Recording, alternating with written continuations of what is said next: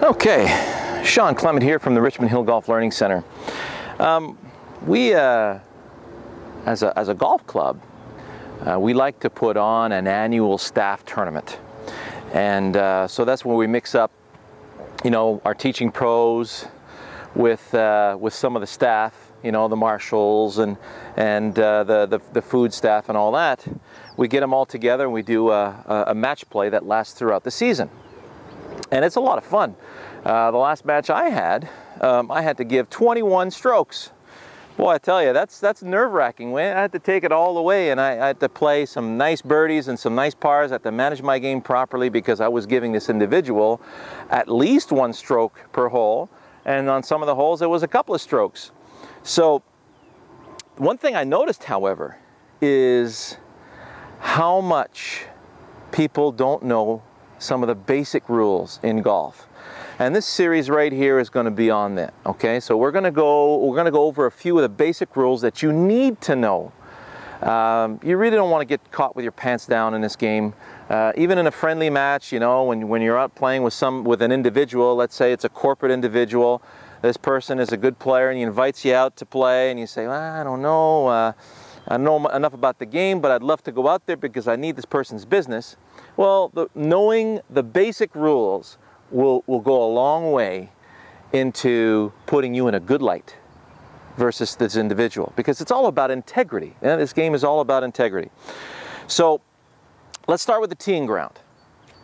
You have your tee blocks, and you are allowed to tee your ball 2 club lengths. You can use a driver, no near the hole, and you may not tee your ball just in front of the tee blocks.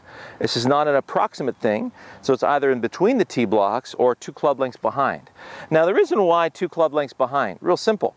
Later on today, after they mow this and the golfers come out, this area between the tee blocks is going to get pretty beat up. Lots of divots. So you don't want to be, you know, you want a fair stance on every tee box. So to give everybody a fair stance, you're allowed 2 club lengths back. So instead of teeing up with your feet in holes out here with all the divots, move your ball back onto some nice ground and some nice grass, and now you can use one of those divots as a reference point for alignment to get you to where you want to go down the fairway. And just as a quick tip, at our golf course we try, you know, our staff tries to make sure that these tee blocks are lined up properly. And on some golf courses, you'll find that these tee blocks are not lined up at all. So do not pay attention to the tee blocks ever as far as aligning yourself toward the hole. You want to step back, pick a spot in front of the golf ball that's going to lead you to the center of the fairway. What I like to do is use the logo on my golf ball, because I can manipulate the golf ball. I'll take the line on the ball and line it up to where I want to go. Step back, make sure I like the alignment of that, and oftentimes you'll see that it really doesn't jive. You'll see the tee blocks are lined up right into the bush. So don't pay attention to the tee blocks as far as playing the game, but do pay attention as far as the rules, okay? So there's a good start to go with.